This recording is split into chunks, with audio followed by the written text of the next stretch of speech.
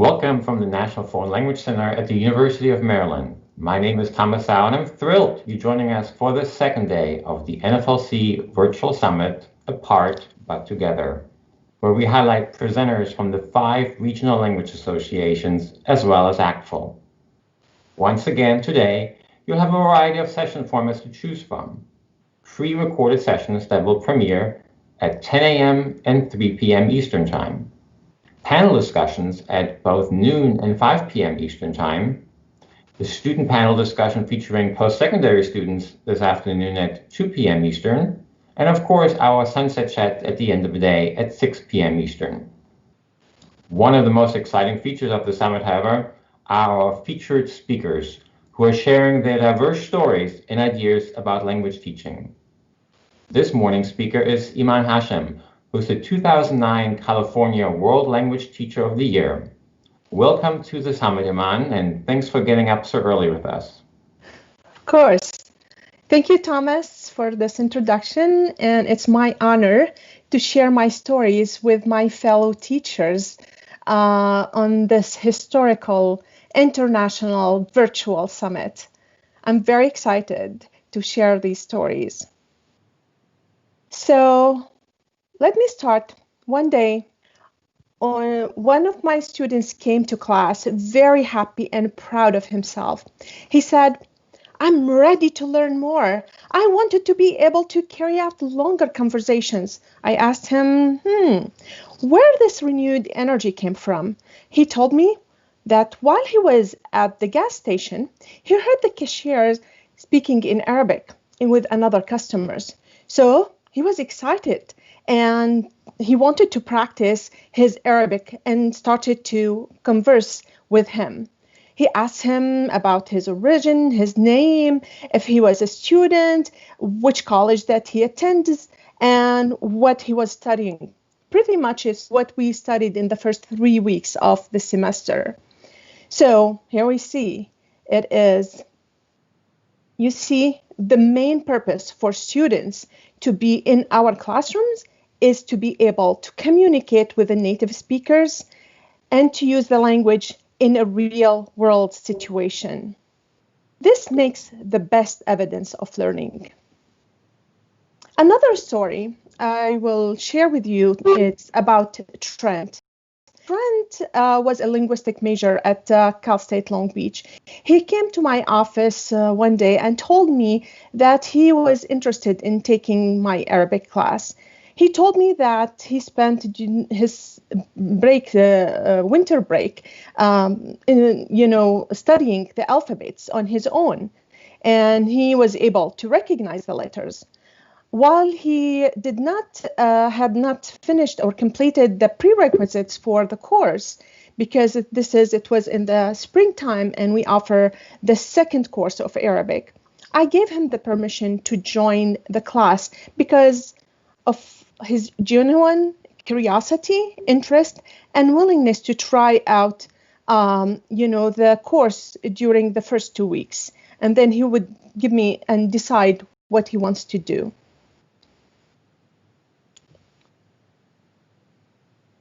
Of course.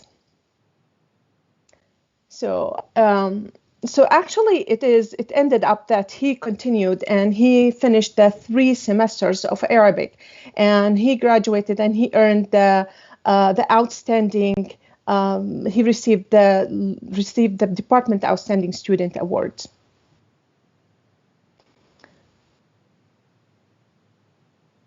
Of course, I always differentiate instruction in my classroom, since usually I have students at various levels. So if you look at that beautiful view, this is what I'm imagining myself with my students. This is along the way. And as you see that they are along the way of continuum of the range of the proficiency continuum or performance continuum.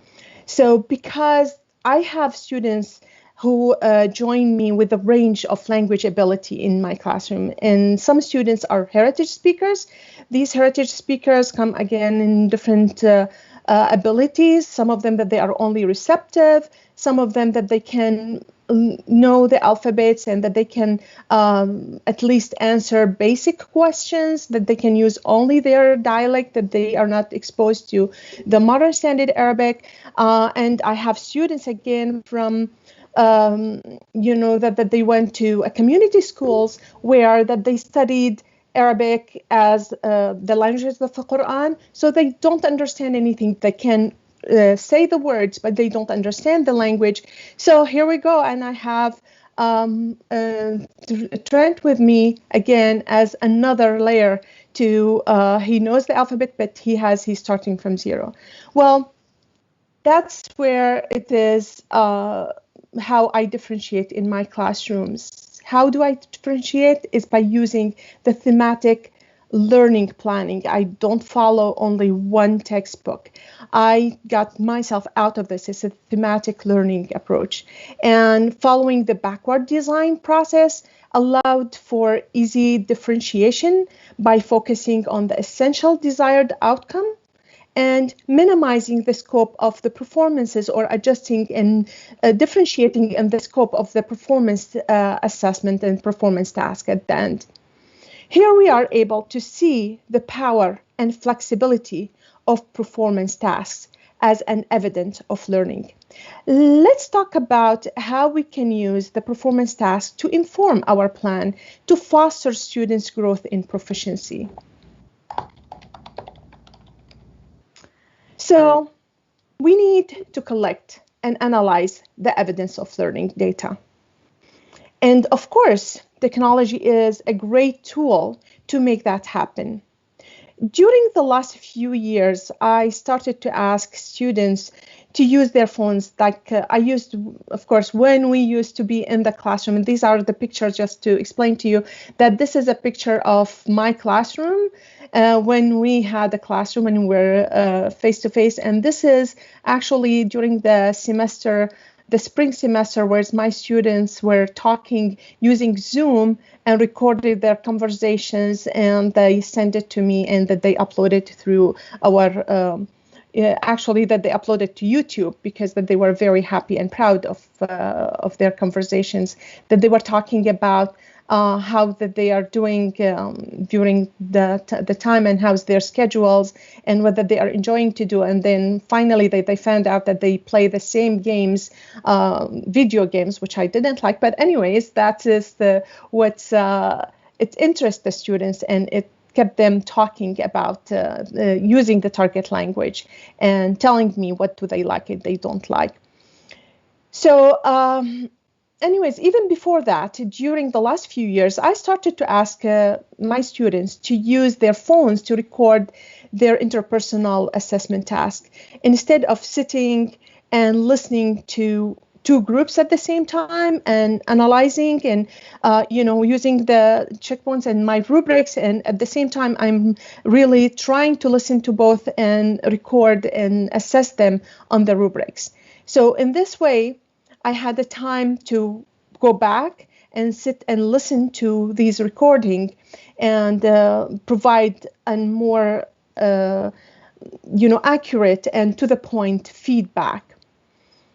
We put them, we created the portfolio, the electronic portfolio. And then this portfolio allowed me not only to evaluate students' performance and to give them feedback, and to see their attainments of the objectives, but also the ability to uncover areas for improvement.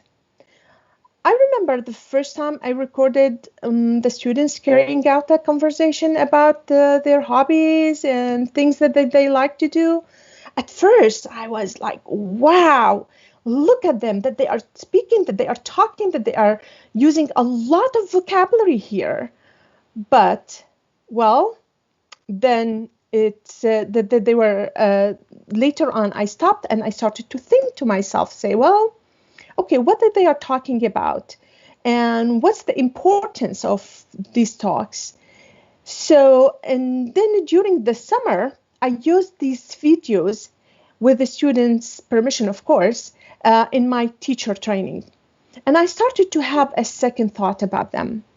I realized that I did not provide my students with the purpose for this conversation so that they are conversing with each other. Why? Well, I should have asked them to do a survey and find how many of these students and what kind of activities that at least in our classroom, and to draw a graph and to see and compare it when that they were talking with native speakers to see if we have similar likes, dislikes, similar interests and similar activities that they can do. So again, wouldn't I started to think about, would it be better to reduce the number of the names or the nouns that they are using, and instead of just talking how much that they like, that they name how many things that they like, it's for them to start to carry a real conversation, meaning it's a follow-up questions. So with this follow-up questions that they can start to say, so what film do you like to go to the theater? Yes, I like to go to the theater. Okay. Which theater do you like to go? What kind of films do you like to watch? What kind of a genre of films? Okay, and then with whom do you go? Do you usually go during the week or the weekend? With whom do you go with the weekend? So that's all these kind of question. It carries a more of a natural way and a better way of conversation, and it prepares them to converse with the native speakers and use the target language even beyond the classroom. Another thing that I discovered is the ability to carry the conversation in a culturally appropriate ways. I discovered that I did not provide them with enough cultural phrases. We usually provide, conversational gambits, but I wanted to look at the cultural phrases. Something like when you are talking to me, I would say, if you're telling me about something that is nice happened to you, I say, well, mashallah, really, instead of really, it's a sahih. Oh, mumtaz, subhanallah. And if you have something good happened to you, I would say mabruk. Or if you are telling me something story and they say, well, oh, really? So anjad. So all these kind of cultural, gamuts that they needed, the students. Another things, again, it's what to ask and how to ask it. So all of us, and we are guilty of charge. We teach our students to ask, how old are you?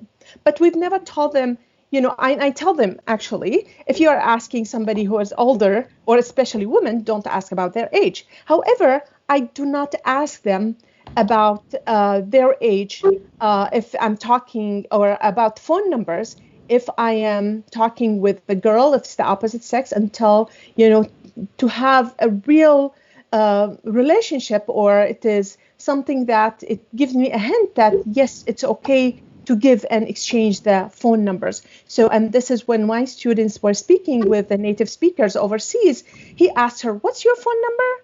And that time when it hits me. So, so that is very important I needed to teach them what question that they can ask, to whom, and when, and how. Also, by analyzing the data, we are able to accurately assess a student's level of proficiency. I can easily identify what were memorized sentences or questions and versus the ones that they created.